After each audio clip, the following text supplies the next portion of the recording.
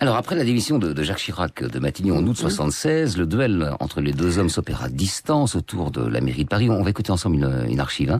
Valéry Giscard d'Estaing perd une bataille, on l'a dit, et puis les européennes. Alors, les européennes, 79, Jacques Chirac se démarque de la posture pro-européenne de Valéry Giscard d'Estaing. On va l'écouter lors d'un meeting en 79 et on en reparlera juste après.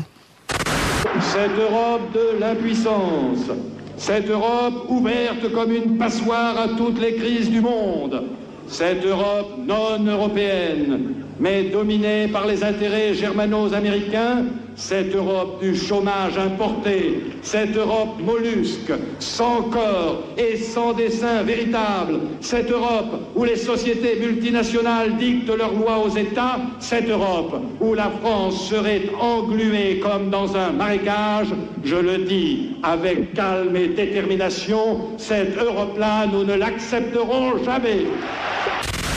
Alors deux choses. Déjà, le discours est très violent. Il faut le remettre en son contexte. Aujourd'hui, messieurs Mélenchon, Madame Le Pen pourraient parler comme ça, mais à cette époque-là, c'était quand même un sacré risque de batailler contre l'Europe quand on devait être président de la République. Oui, mais enfin, il pouvait revendiquer une certaine tradition, qui est celle du général de Gaulle, qui n'avait jamais voulu cette Europe aussi ouverte. Donc, à l'intérieur de son parti, du parti gaulliste, moi, je me souviens que c'était une liesse lorsqu'il a fait ce discours. J'étais dans l'assistance et je peux vous dire que ça a été un triomphe. Donc, il y avait une vraie tradition. Alors après, et qui correspondait à ce que pensait vraiment Chirac à l'époque et puis même après.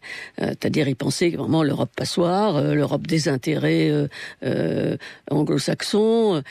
Il pensait. Et puis finalement, il a mis ça avec un mouchoir dans sa poche avec un mouchoir par-dessus quand il s'est agi de se présenter lui-même à la présidence de la République. Et je me souviens très bien parce qu'il me l'a dit. Il m'a dit un jour, pendant la campagne électorale, où je lui demandais pourquoi vous avez changé d'avis sur l'Europe, il m'a dit parce que on ne peut pas être élu président de la République en France si on est anti-européen. Voilà. Donc c'est quand même. Alors il pensait après peut-être changer les aspects qu'il avait dénoncés, mais enfin en attendant sa conversion date quand même de la présidence de la République.